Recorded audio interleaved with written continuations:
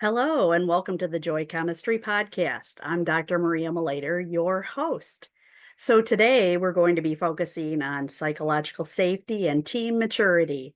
So, this is so important in organizations and in general working of teams because you want to get the very best results. So, this is a topic about how you engage with others and how you encourage others to contribute to get the best results and the answers and be innovative and also learn at the same time. So let's go ahead and take a look at these topics and where we're heading.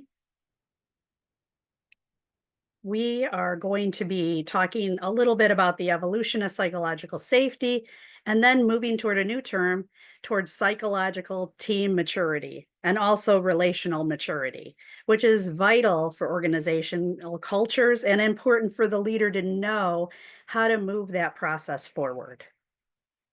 So first, psychological safety, it's been around for a while, but specifically in 1990, William Kahn said psychological safety is showing up authentically without fear of negative consequence. So you could truly be yourself when you show up in these teams, communicate however you want, and not have any negative consequences. Now, we know sometimes this comes into play. There can be organizational politics or certain ways that meetings have existed in a certain culture. Specifically, when you think about how definitely when people are running meetings under Robert's Rule of Order, which is super important, but there has to be time for discussion and a way to build up psychological safety. So then Professor Amy Edmondson in 1991, she added and continued with her research and added to psychological safety that you have this part where the team is learning in the environment and there's more innovation. And more recently, she's actually added on to talk about how failure and how people respond to failure in organizations definitely helps with innovation and idea generating. She believes that you fail forward. So, in order to fail forward safely, though, you have to have the culture of psychological safety and future forward psychological and relational maturity. So, in 2020, Tim Clark said that there are 4 stages to psychological safety. First, there is inclusion safety, where people feel included, uh, differences are appreciated, and strengths come from those differences. Then there is learner safety. So it's okay to not have all the answers as a team, and that it is safe to learn and create a learning environment as teams are working together. Then there is contributor safety, that I can share my ideas and it's okay to share my ideas. They could be different, but I still feel okay and that there's no negative consequence to me sharing my ideas. Then finally, in this developmental process, there is challenger safety. So this is where you can listen to someone's idea and feel safe that you can challenge them and that it's an okay environment. So it doesn't look like it's a conflict. It's just expanding the idea, challenging the idea, adding on. Sometimes someone will give an idea and maybe you don't agree with it, but at least 10% of it is usually a good idea or part of it's a good idea and you can build on it. So that's what they mean by challenger safety. It's an ongoing developmental process for teams. So when we think about teams and having the comfort to grow, we have several considerations. First, okay, so there's been this idea that we should always have teams that are comfortable. So we create this comfort zone, and maybe it's even a false sense of security, but having everybody feel comfortable. However, when we're doing that, we may choose comfort over new and challenging ideas. So there also, we also need to know that learning takes place in non-comfort zones. So it's uncomfortable to learn.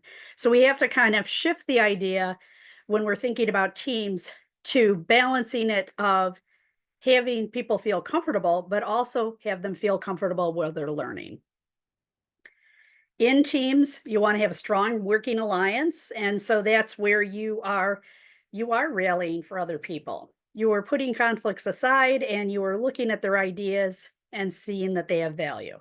Then, for us to grow and develop, we definitely need feedback, and that's where it can get uncomfortable. So we want to challenge and have healthy conflict.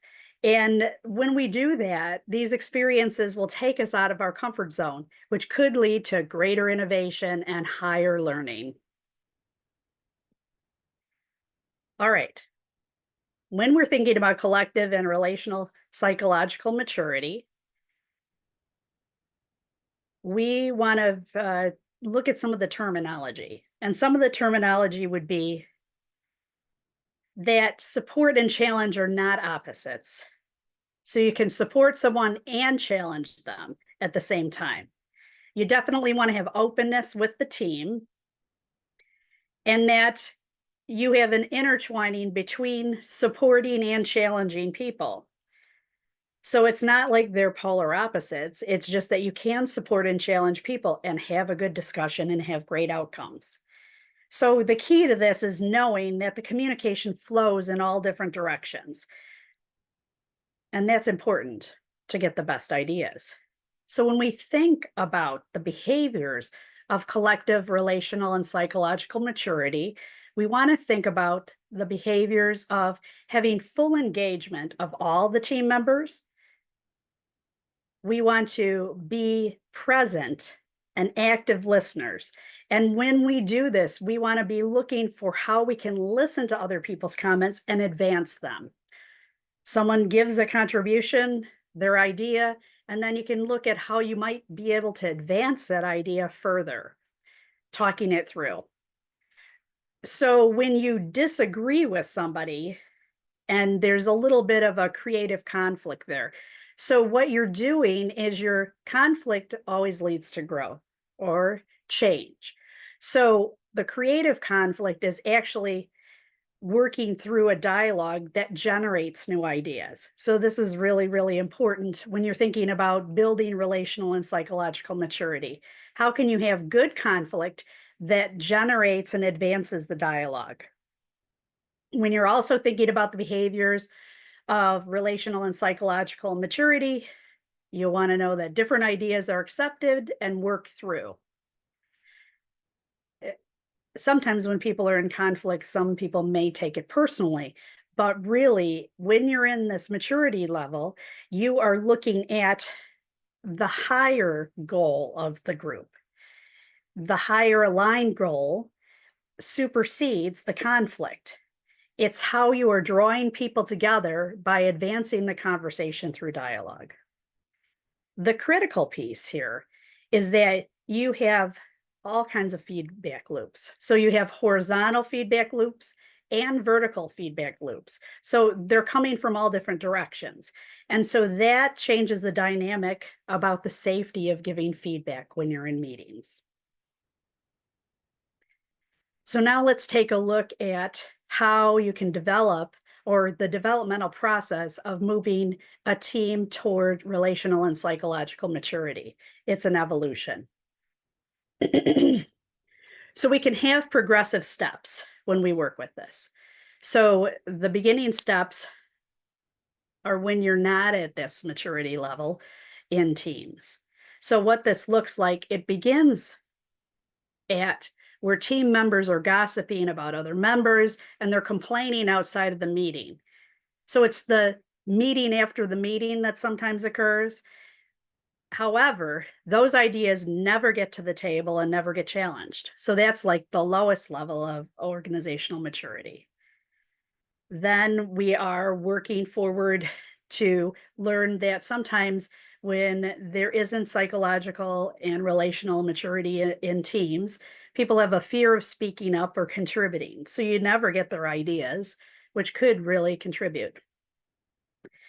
In these types of teams, the interactions are often what would be called a hub and spoke communication style. So that means the leaders in the hub and then the spokes on the outside, people are just interacting with the leader for ideas. So it's like a transactional exchange between the leader and the members. So sometimes that doesn't expand ideas. Then we've all been there before. There are powerful members that are dominating the meeting. So that makes it challenging, and that takes time to evolve. So when we're taking a look at about the fifth step of building progressing steps for psychological maturity in organizations, it transforms to where all team members contribute. And there's still some more than others, but it's a developmental process and building. Step 6 talks about how there are challenging topics that are only really discussed at the surface level. And they're kind of hidden, the challenging topics, and they're not ever directly addressed. That will come in time.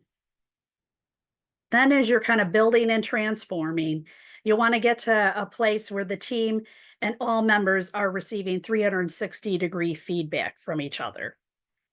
That opens up a wider conversation when everybody can give feedback back and forth.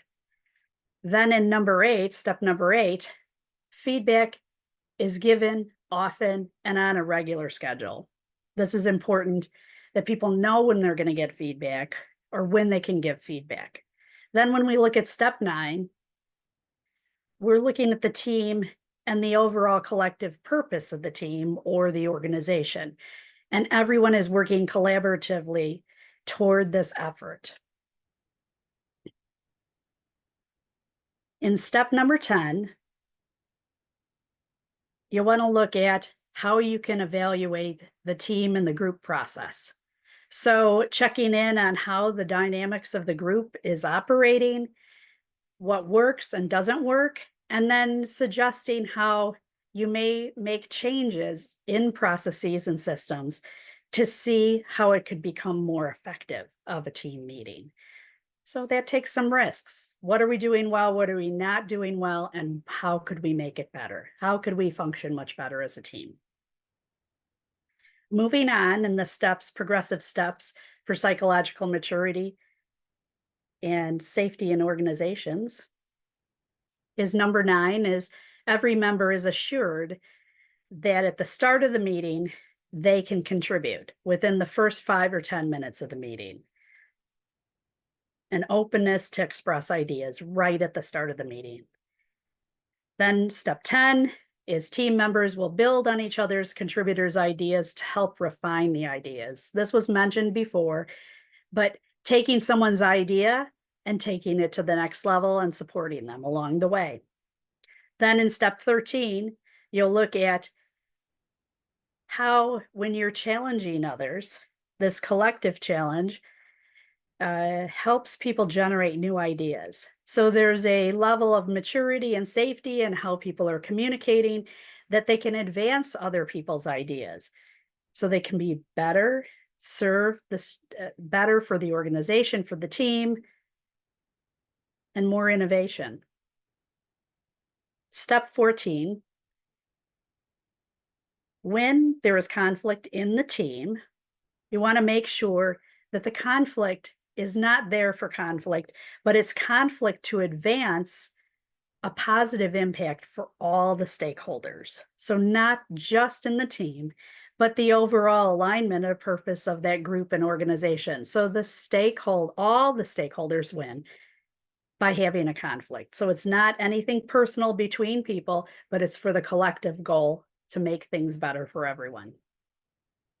Then finally, step 15, as we're progressing through the steps of psychological maturity in organizations, all team members and the team are continually learning and developing with the supportive challenging to then get the best ideas, the best innovation, the best processes, the best ideas and outcomes for the entire team, all the stakeholders in the organization. So these are ways, the progressive ways, starting from individuals complaining and gossiping outside of the meeting and not contributing, to moving to step 15, where all team members and the team are continually learning and developing with a supportive, communication challenging environment to advance others' ideas for the highest good of all concerned. So these are the progressive steps toward moving from psychological safety to psychological and relational maturity in teams. Finally, Hawkins in 2021 says, a team that continually co-creates beneficial value with and for all its stakeholders. That's the end goal. So today we've had a conversation about the evolving idea of taking psychological safety, the original term, and moving it fast forward to today's date in 2024 of psychological and relational maturity in teams and organizations to get the best results for all of your stakeholders. So thank you for listening. I hope this helps advance your leadership in thinking about how you want to work with teams as a leader, or how you want to be the best team member. It goes both ways. Leader fostering the team, then leading as practice, where they're sharing the role and the team making process or the team developing discussions. And so this will help advance and grow your organizations to get the best ideas and be most innovative and have the greatest learning along the way. So again, thank you for listening to the Joy Chemistry Podcast. I'm Dr. Maria Malayter, your host. I want you to lead well and be well. Until next time.